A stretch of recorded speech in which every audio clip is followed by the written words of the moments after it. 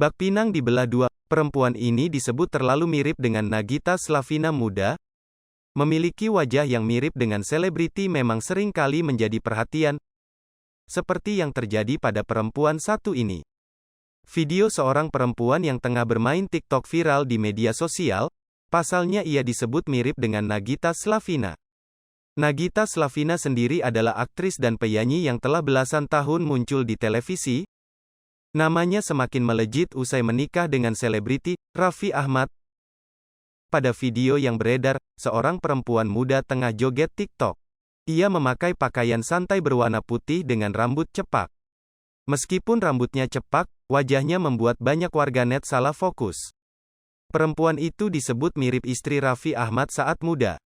Kira-kira mirip siapa? Tanya akun Instagram @terangmedia yang mengunggah video tersebut.